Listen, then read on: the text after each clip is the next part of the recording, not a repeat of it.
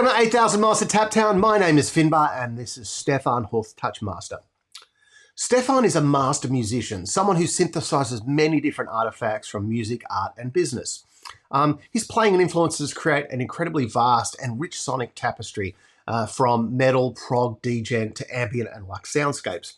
Stefan, on the other side of it, is a CEO of Touch Guitars. He works closely with Markus Reuter in elevating the possibilities and future of touch instruments. You know, this was a great episode. I caught up with Stefan and we had a great chat. It's a killer one. I hope you enjoy it. Without further ado, Stefan Huth. I am the cure for the evil eye.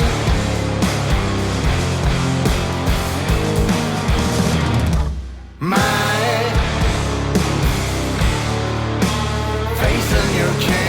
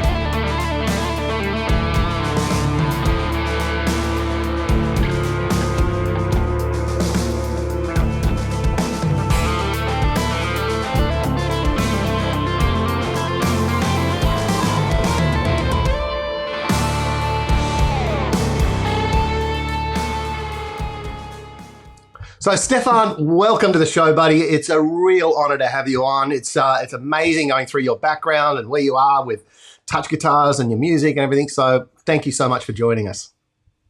Thank you for having me here.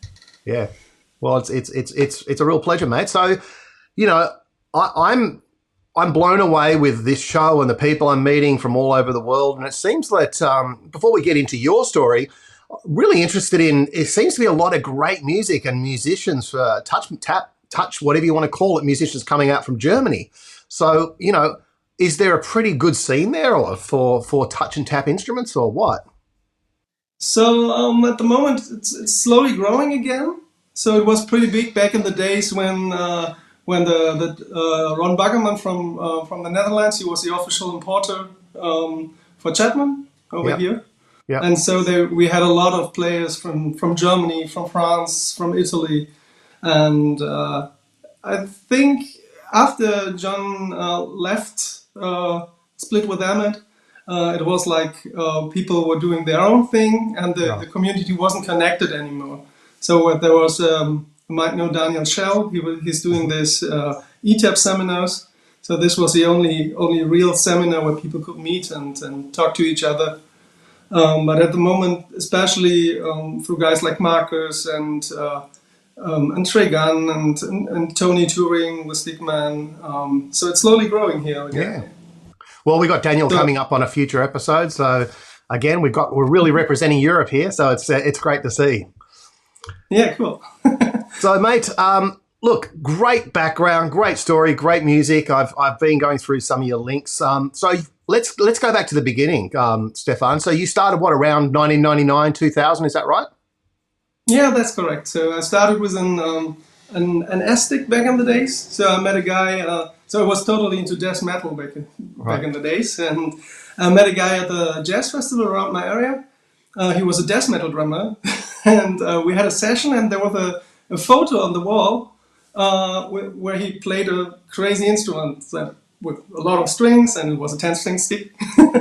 And I've never seen this before. And then I asked him, okay, maybe you can bring it.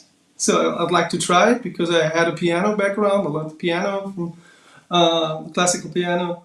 And he said, yeah, okay, yeah, I can bring it. You can give it a try. And it took 5 minutes and I was into it. So for me, it was like, okay, where can I get this instrument?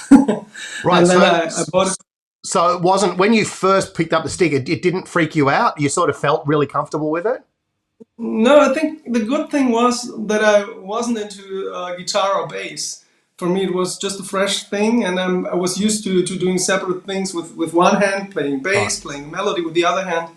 So this was what really attracted me to the instrument, that I can do all the stuff that I do on the piano, also on a neck, with strings and with more articulation, like bending stuff and tremolo stuff, which is not possible on a piano. So before you got the stick, like when you were playing, you were what? You were a keyboard player, or is that? Yeah, I played keyboard on several bands before, Right. and mostly prog stuff. So was really into John Rudess back in the days. Right. Okay. So, yeah.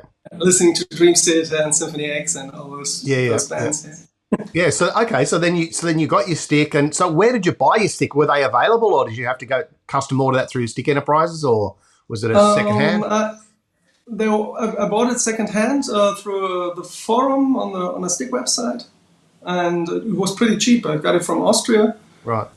Then don't know what I paid, but it was cheap. Mm-hmm. And later on, I met a guy in a studio. I had a studio project recording piano, and he had an old, really really old 10-string stick. It was 2 years later, I think, and that was for me was the first connection to a 10-string to a two-region instrument, let's say. Right. Like this. And so then, so over that time, you've obviously, we'll go into some of your projects in a moment, but were you always into that sort of metal music, or did you find that the stick took you in a different direction, or did you really try and focus the stick back into that sort of style? No, I was never into like most stick players, to playing some song, just having a bass line running and playing a melody over it. So that was not my cup of tea. I was usually in a band playing with other people, and most of the time it was like a bass supplement, where I just added some chords, and it switched from year to year. So there were more chords coming, there were more leads coming, and so I found myself, after years playing in bands, I found myself being most of the time a bass player or a guitar player. Right. So that's one reason why I switched also to one-region instruments. Because for me, it's just one instrument with a huge range, like the touch guitar, the war, the 8-string instruments. Yeah. So, and do you sort of did you progress from inverted sort of cross tuning to the uncrossed, or like I noticed with the touch guitars, they're not set up the same. So, like, what happened from a playing style from the early days? Did you evolve your playing to it, or did you then start experimenting with strings and tunings, and like how did that work? So I mostly took the tunings that were available. So and when I got the NS stick back in the days, it was tuned in fourth, like an 8-string bass. Sure. Yeah. So that was okay for me and worked for me. And then I got the 2-region instrument, which of course had the mirrored fifth.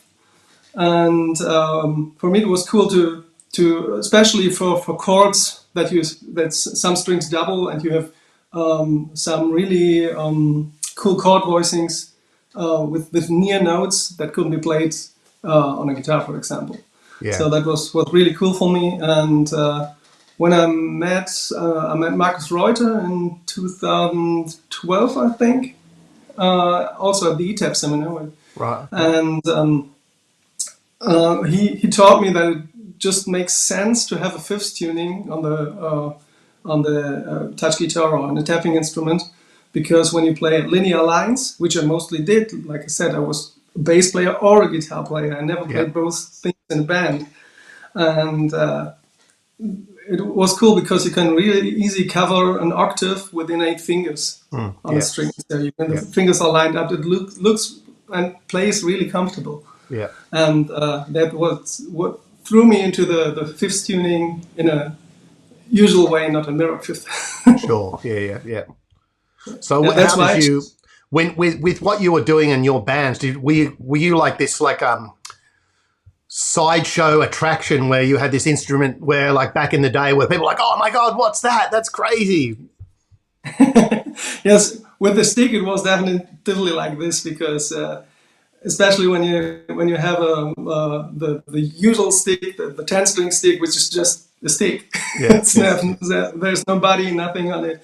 it was like people were saying, "Oh, what this crazy guy is doing with this crazy instrument." Yeah.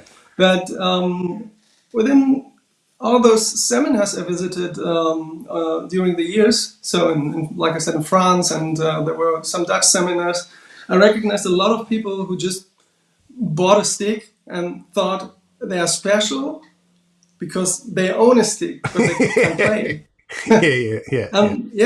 I recognized it often in the theme, and I also think that was a consideration that Markus took in 2008 when he designed the touch guitar.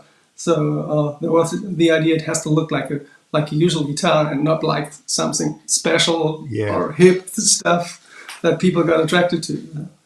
So did you find that in the early days when you were learning that you learnt most of your stuff through the seminars, or was it like a combination of books, or did you have a teacher, or? I think, so I have to say that I completely screw up my technique in the beginning because it just started and the technique was really, really bad. After playing for years, I had problems with my wrists and with the back because, like I said, I played the 12-string and 10-string sticks, and it has a belt hook and a strap, and for me it was like, with this crappy way to hold it. And so I had problems with wrists, and then I switched to wall guitars. I got an 8-string wall guitar, and this was much easier. And when I got the wall guitar, I also knew Markus, and he brought me with the Touch Guitar Circle, which is a private study group he's leading. He brought me into all those things like playing relaxed, playing without tension on the shoulders, on the wrists, how the instrument sits in front of the body and not pressed against the body. And then I started completely new. So I threw all the technique away. I tried to, but I still have all those cliches when I play, like the small fingers doing things. And I'm trying to get rid of it. And but I started again. It took me a year to get into it, to really get into it. And first I thought, it is so boring. I'm just learning to play one note and dampen it correctly. And for me, it was like, holy shit, I can't do this for the year. So it's a bit like Karate Kid, wax on, wax off, and you get so bored, and then it's like, all of a sudden I can do all this stuff. Yeah, so it was like that. So after a year, especially when I was checking it every month. So when I did the exercises, so the exercises are not music. It's just an exercise to get your motor movements running and your wrists and your muscles prepared for all what's coming on, and to get the possibility to reach every string with each finger on the instrument. So that's the idea behind it. And I always checked it with playing tunes like that I did, that also on my solo album. And I checked it after I practiced a month, and then I played the tunes again, and never played the tunes before. And it was so much better. Right. And so that was my check. That was your measurement of... Makes sense to learn this stuff. Yeah.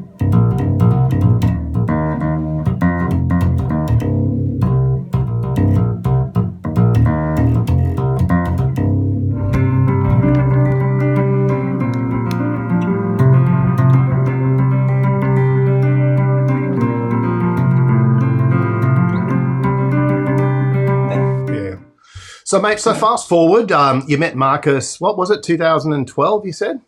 2012, I think, yeah. Yeah, and then so you've now gone on to, we'll talk about your music in a minute, but now you've gone on through your relationship with Markus. You then started working with Markus, what was that, 2014 or something? Yeah, I started in 2014 doing all the customer correspondence and taking care of the guitars, of the production process, of the picking up the guitars at the workshop. So we're building the guitars in Innsbruck, in Austria. There's a guy who's doing all the custom-made guitars, and I was always with him, checking new wood combination, trying out new stuff like electronics, like pickups, and yes, that's what I'm doing since 2014. Yeah, and Markus beginning of last year, so before the whole COVID thing started, Markus was so busy with teaching and touring. He toured with Devin Townsend and Stickman and so on. So he said, okay, I'd like to hand over the company to you. So you're doing all the stuff. There's nothing different. Right. And But now you're the head I honcho. started. Now it's your baby, right? Yeah. And, So, and and, how do you feeling having an official businessman title as well as being an yes, artist? I had it before, so this is not my day job. So Right. I'm doing digitalization stuff as an IT programmer, Right. but I I know how it is. But it was strange to get into this business for me. But it was also, like Markus said, nothing changed. I'm doing the same stuff so that I did before. And So where have you shipped all these guitars over the time? Have you shipped them to pretty much every corner of the earth? Yeah. So it's a big problem is South America, because you've got all the import regulations there, and they pay a lot of taxes. But I think most other countries are possible. So we just got an order from Japan. I will ship a guitar in 2 days to Australia, and so Yeah, right. everywhere. Yeah, that's cool. No, And the it's, first thing I did, so I think it was also Markus' first idea when he made the guitars. He tried to do a guitar which was possible to sell for a lower price.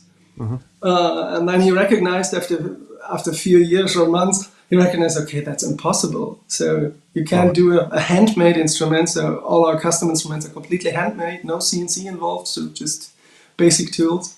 And you can't sell an instrument for like under 2,000 euro. So, and that was what my challenge for last year.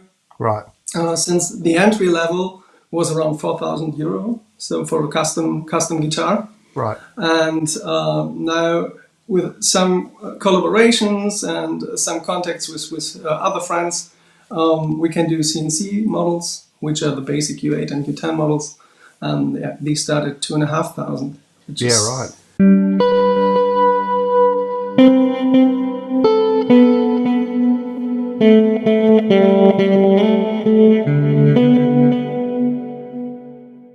So I started working with touch-style instruments in '93. Originally I played on a Chapman stick, and later on I played on war guitars. And I developed a method and a technique for the instruments that hadn't been around before. In around 2005, I started having the idea to develop an instrument for the technique. So based on the knowledge that I had acquired about the technique and the playing style, the kind of playing, and that was the birth of the idea for the U8.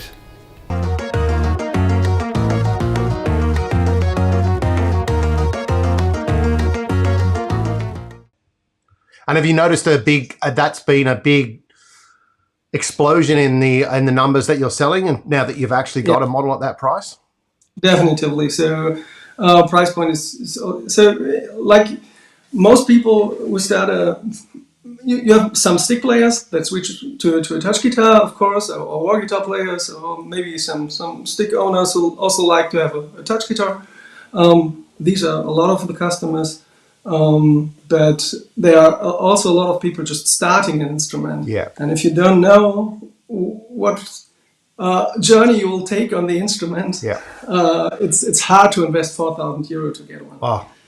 Look, absolutely. And when you don't know whether you're going to pick it up or not, or, and then you've got, especially like, I know with what it's like in Australia, I'm sure it's like this in a lot of countries, is once you put the import duties and the taxes, it's like these things blow out to sort of crazy money, but getting it down to that sort of price point, it's sort of, if you've got a serious interest, I think, obviously the market's a lot bigger for exactly what you're saying. And so for $2,500, what's a typical, have you got one behind you that you could show us, or do you have one on the website that you can point to, which is that sort of base model? I think this one that I got here. Right. It's a basic soundbox model. So with just 2 pickups, 5-way switch. Right. And so the basic models, like most of the guitars I have here are prototypes, because we do not have stock instruments. Everything is built to order. So, and these are prototype pickups, but usually you've got one pickup, you've got volume, you've got tone, that's it, and you've got the basic shaping. Basic shaping of. So how long does it take to make one, Stefan? So let's say that you order one. What's the sort of turnaround time? It depends on which model. So the handmade one take about 9 months to finish. Right. Yep. And the basic ones, which we do with CNC, are about 3 to 4 months. Right. Okay. That's not too bad. Yeah. Yeah. So we had some problems with COVID going on, especially to get all the material like bridges and tuners, because all the companies are waiting for raw material. They don't get aluminum or brass to make the bridges or bridges. tuners. Yeah. Yeah, it's certainly. But we still got some stuff in stock. So. Well, it's I guess with a niche sort of market, when you got that demand, it's sort of people are going to want it anyway. So, but yeah, and I suppose if they're waiting that length of time, you've probably got a little bit of wiggle room, haven't you, in when these things come in? Like if you're, I don't know, because if you can make an order at the beginning of the process, and it's going to take a while to get the woods seasoned or whatever. I don't know. What does that process look like, Stefan? Like, where do you start when you make an order? What's the very first thing that you start working on? Is it the seasoning the woods, or is it like what is the process? How does that look? So the first thing is that I talk to the customer and ask him what sound and what wood preferences and finish preferences he has. Yeah. Because you sometimes have customers like they are asking for kind of a mahogany neck on a maple body or whatever, which is not possible because the head will fall down all the time. Right. So Yeah. At first, I check with the customer what is possible, and we also try to get the instruments lightweight, which is, for example, if a guy asks for a mahogany body, we will do the let's call it Gibson thing, taking some material apart, making it kind of hollow, so that the weight is correct. Yeah. And after that, we select the wood. So our luthier in Austria, he's called Markus Kirchmeier. So the website is markusguitars.at. If you like to check it, you can also he also does basses and guitars and repairs of historical instrument and everything. And he has a huge stock of wood. Okay. And we. On the custom ones, we often try to use local wood, which is available here. Like, for example, this one sitting here, the black one. It has a maple top, a large fretboard, for example. Right. So it's we never did this before. A maple neck and plumwood body. So things that are available local here. So. Yeah, right. But you have those guys asking for mahogany guitars. Right. So we can also do mahogany guitars, but we like to do. If people are open-minded and trust in us, it's always cool to make instruments out of local wood. Yeah, right. And so, what about? And after we selected the wood, the building was start. And I've got. I always try to make pics of the process and send it to the customers, because most people like to see, okay, that's how my instrument was created. Okay, it's in this state. Now it's polished, and adding the electronics will be added, and so on. And so that's what I try to do. It doesn't work all the time because I'm not often in Austria these days because of the COVID situation. But that's always cool. The customers really like it when they get the process. So, mate, what's the craziest request you've had for touch guitar? Like, what's the most out there thing that someone's asked you to do? So I usually have this craziest requests on my own. Since I always wanted to do an H guitar, like this one, the red one behind me. Right. This was a crazy request. I did a collaboration with Vuor and Saku Guitars. It's a company in Finland. Okay. They built this guitar for me. And then a friend of Tony, Denis Rollier, he is a comic drawer. He's usually drawing the comics from Marvel and DC. Right. Okay. And I think I can show it to you. We did this guitar. Oh, right. Yeah, cool. With the comic drawing on it. Yeah, cool. And these are mostly the most of the time the craziest guitars we do. Oh, back into the picture.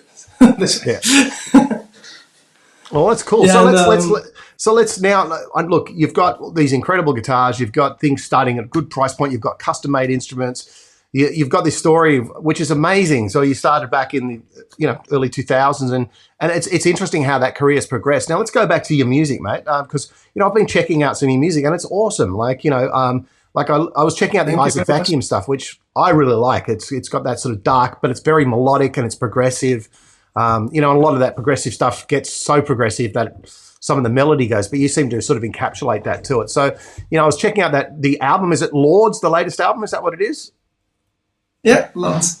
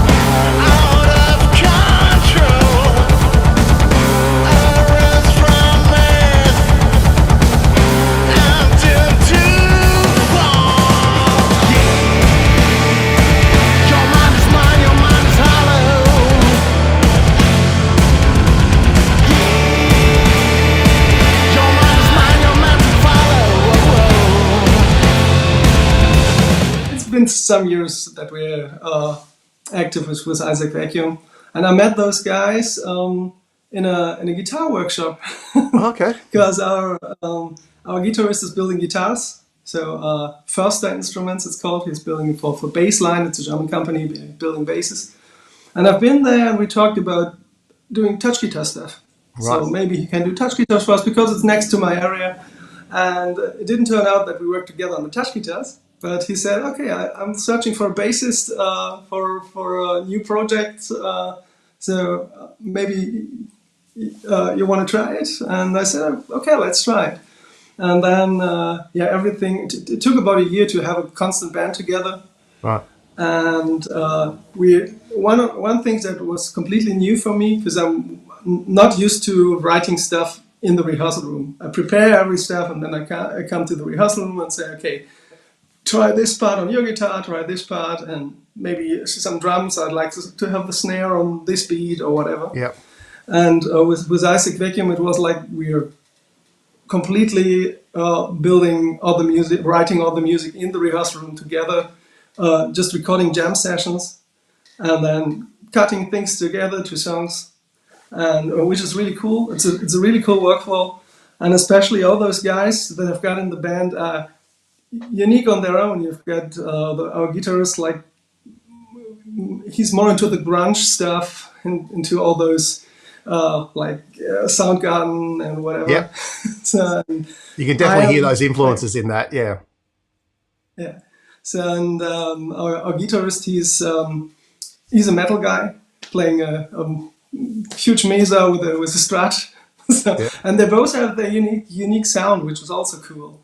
And and I'm this Crimson fan polyrhythm guy in the background doing all the low end, and we sometimes switch also, so that I get into the guitar regions and our guitarist is playing bass.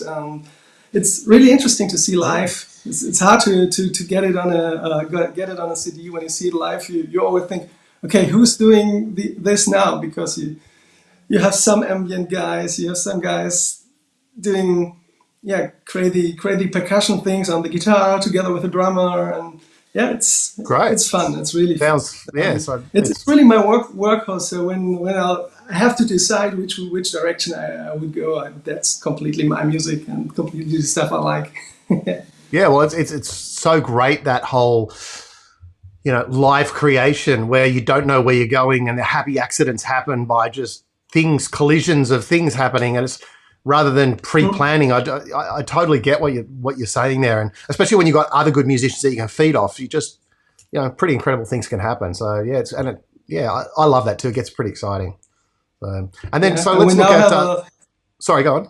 We now have a jazz drummer also And all those guys can perform solo. So that's really cool, because you have all those individuals putting together music that normally I can't write and I would never do. So, yeah. And even if you could, you probably wouldn't write it the same way anyway. Yeah, it is. So then let's look at the other one. So Art Against Agony, that's a collective, is it? That's an artist collective?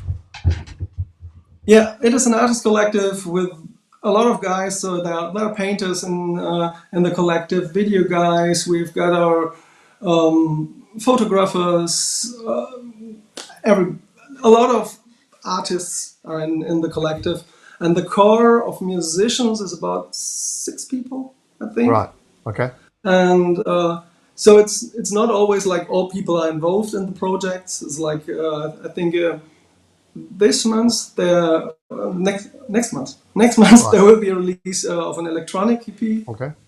So just made of synthesizers and programming and so on. And we've got an acoustic trio coming out of this collective with a rhythm gun. So this. Well, that's so cool. So how did that all come together? Like, I love the sound of that. Like, who was the mastermind behind that, and how does that work? How did you get involved? How did they ask you to get involved in it? So I asked for it. So I just was sitting in a hotel room and searching the internet, and we with Isaac Vacuum we do a small festival over here called Vacuum Fest. Okay. And they applied for a gig of the festival, and then I checked out their website. And I really liked the music, especially all those Indian influences.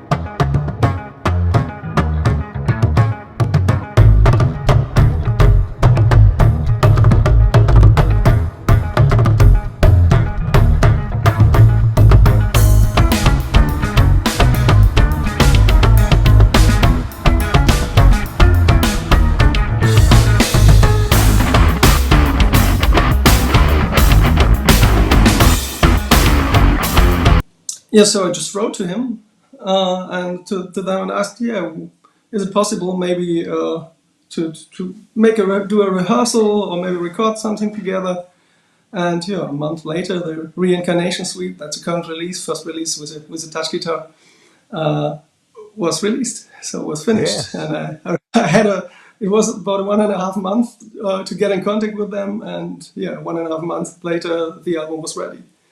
So everything is going. Simply, people are all over the world. We've got guys from Russia, from Belgium, from everywhere, and we all work together in online, which is. And that's the project you worked with Markus and David Torn. What was that? That was the Stefan Thielen, or? Yeah, Stefan Thielen. So Stefan and Markus asked me to play the bass on this album. Yep. And so I tried out all different kind of touch guitars. So I think every song has a different touch guitar. Oh, okay. And also a different sound. So there are some played with a piezo, some really heavy stuff, some single coil, which almost sound like a jazz bass. And I think Markus also did a good job in mixing the stuff, because the bass sounds really great. Yeah, right. And we are working on Fractal Guitar 3 now. And you've got your solo project, and so that's my understanding. That's the stuff you did at trade shows, and is that right? The stuff that was on the solo stuff. Yes, correct. So they're really old songs which I played on the stick, back in 2000. Right. Okay. I was searching because I'm doing all the trade shows like NAMM show. I did demos for camper amps and earthquaker devices, and I was searching for songs that I can play to demonstrate the instrument and to demonstrate what's possible on the instruments. And I did it with all the solo songs that are on my album Time. Yeah. So these are basically collected songs from all the years. Okay. All the stuff I play live, and when I'm teaching also, and giving master classes. I'm also playing these songs and demonstrate all the techniques on these songs that I use. Right. It's always a good thing. Yeah, well, And, it's great too because all of this stuff's online. I noticed the album's free for download. Your solo album, is that right?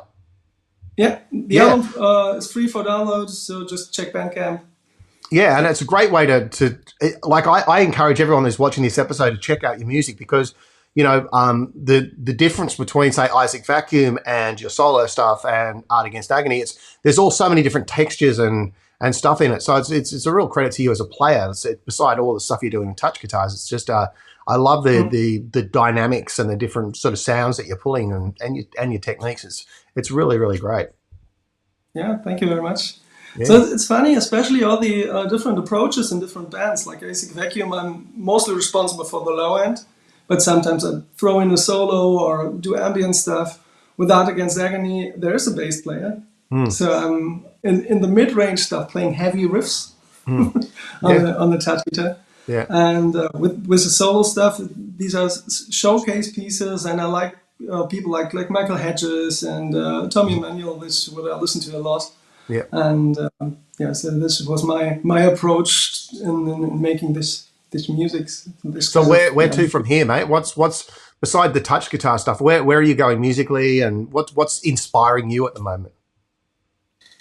So at the moment, I'm listening a lot to film soundtracks like Ludwig Göransson, where you see when you hear, for example, like the Tenet movie, where he did the soundtrack, or Mandalorian and the new Boba Fett. So I like the way he approaches music, especially he got all those hidden polyrhythms inside the music, which really attracts me. So, yeah, right. And I'm also working on a second solo album with some guests.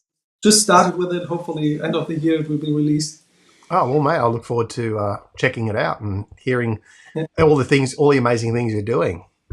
Yeah, so it's funny because the solo album just came to the idea for the solo album came again when I played around with multi-channel pickups.